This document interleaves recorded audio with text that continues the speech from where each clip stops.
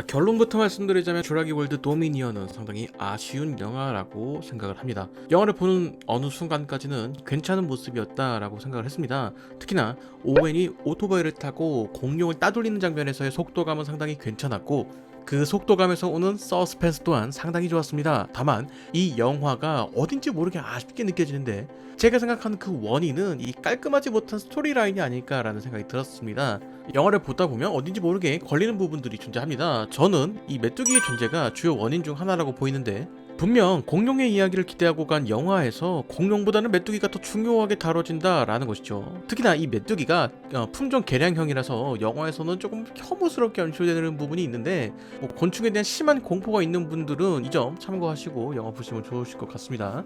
자, 영화가 하고 싶은 이야기와 메시지의 관점에서는 메뚜기가 충분히 등장할 수 있습니다. 영화 속 공룡이라는 생명체가 유전자 조작으로 인해서 태어난 것이기 때문에 누군가가 그런 유전자 조작을 악의적인 의도로 활용한다는 영화의 설정 자체는 크게 무리가 없는 설정이라고 생각을 합니다. 실제로 바이오 산업과 관련해서 그런 윤리적인 문제는 항상 거론되는 문제니 그럴 수도 있을 겁니다. 다만 제가 이야기하고 싶은 부분은 그 이야기에는 공룡이라는 존재가 거의 없다시피 하다라는 것입니다. 극 중에서 공룡이라는 존재는 그저 인물들에게 위협을 제공하는 공포의 존재로만 역할을 한다는 것이죠. 그렇기 때문에 공룡이 아닌 사이코패스 범죄자들로 대체를 한다던가 포악한 사자, 호랑이, 곰으로 대체를 하더라도 이야기 전개에 크게 무리가 없다는 것입니다. 결국 공룡이 주인공이 되어야 할 이야기가 메뚜기, 조금 더 정확하게는 유전자 조작으로 태어난 생명체에 초점이 맞춰져 있다는 것입니다. 결국 공룡도 유전자 조작으로 태어난 생명체니까 같은 존재다 이렇게 생각해서 그런 것일까요? 그 외에 영화 속에서 공군 파일럿 출신으로 나온 케일라라는 인물의 존재가 단순히 이야기 전개에 필요해서 억지로 넣은 인물이라는 느낌을 지울 수가 없었습니다. 비행기를 조정하는 것 이외에는 그다지 역할이 없어 보이기 때문이죠. 그리고 가장 큰 문제는 이 영화의 러닝타임이다라고 생각을 합니다. 2시간 27분이라는 꽤나 긴 러닝타임을 가지고 있는 영화인데, 러닝타임이 길다고 무조건 안 좋은 영화라고 생각하지는 않습니다. 저는 러닝타임이 긴 영화를 좋아하는 편은 아니지만 14년에 개봉했던 인터스텔라는 2시간 49분이라는 러닝타임을 가지고 있음에도 극장에서 3번을 관람했습니다. 그만큼 영화가 재미있다면 긴 러닝타임은 큰 제약이 아닐 수도 있다라는 것이죠. 하지만 쥬라기 월드 도미니언의 러닝타임을 말하는 것은 이 영화의 장르가 공포, 스릴러의 요소를 가지고 있기 때문입니다. 사람이 긴장을 한다는 것은 꽤나 큰 에너지 소모를 유발합니다. 그렇기 때문에 긴장감이 강한 영화에는 긴 러닝타임이 영화를 보는 관객들을 지치게 만들 여지가 충분하다는 것입니다. 관객들이 영화를 보다가 지치게 된다면 긴장감을 유발하는 장면이 아니라면 다른 장면에서 크게 집중하지 못할 가능성이 크다는 것이죠. 그렇게 된다면 이야기를 전개하는 부분에서 관객들이 집중을 하지 못했기 때문에 그 부분에 대한 이해가 안 된 상태로 다음 장면을 봤을 때 이해가 더 안 돼서 아예 이야기를 따라가는 것을 포기하는 그런 상황이 생길 수도 있다는 것입니다. 이렇게 포기하고 있다가 공룡 나오면 다시 긴장하고 우아하고 그렇게 된다는 거죠. 자, 그럼에도 많은 분들이 팝콘 무비로서는 나쁘지 않다라는 의견을 주셨습니다. 다양한 공룡을 볼 수 있다는 기대에는 어느 정도 만족시킬 수 있는 영화인 것은 맞습니다. 학회에서는 공룡에 대한 다양한 해석이 있는데 그중 하나가 공룡에게 깃털이 있을 것이다 라는 가설입니다.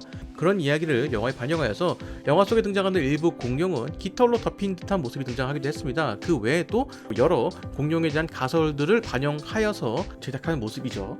그리고 이것은 영화의 내용과는 좀 상관없는 이야기이긴 하지만 이번에 영화의 화면비가 2:1의 비율로 기존 영화에서 많이 사용하지 않는 비율로 제작이 되었습니다. 그래서 극장에서 이것을 어떻게 상영이 될까 이것에 대한 궁금증이 나름 있었는데, 제가 영화를 봤던 상영관에서는 상하 좌우 모두에 렛터박스가 있는 상황으로 상영이 되었습니다. 물론 모든 극장이 그런 것은 아니겠고 이것에 대해서 크게 신경 쓰지 않을 분들이 다수이겠지만, 최근 영사 기사를 모두 없애고 슈퍼바이저와 매니저들이 영사기 관리를 같이 하는 경우가 많은데, 이런 기술적인 부분에서 디테일이 아쉽다라는 생각이 듭니다. 심지어 저는 일반관도 아니고 돈 더 내고 돌비 시네마관에서 관람을 했는데도 말이죠.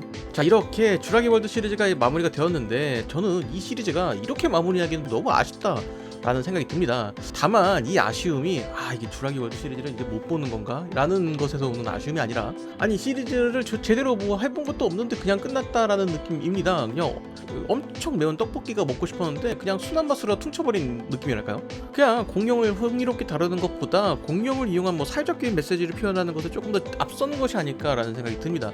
자연과 인간의 공존, 유전자 조작 사업의 윤리 등과 같이 사회적인 메시지를 그려내는 과정에서 스테레오타입의 캐릭터 이펙트들을 활용하여서 기존의 비슷한 메시지를 가진 영화들과 비슷한 문법으로 풀어낸 듯한 느낌입니다. 그렇기 때문에 약간 이 영화만이 가지고 있는 개성들이 공룡이 아니라면 뭐 이 영화의 개성이 크게 느껴지지 않는 뭐 그런 영화들이라는 것이죠. 저 개인적으로는 여러모로 아쉬움이 드는 뭐 그런 영화인 것 같습니다. 뭐 공룡을 볼 수 있다는 것은 뭐 좋은 거지만 요즘 같은 시대에 이 영화에 공룡이 등장한다고 티켓이 잘 팔리고 뭐 그런 시대는 아니라고 생각을 하거든요.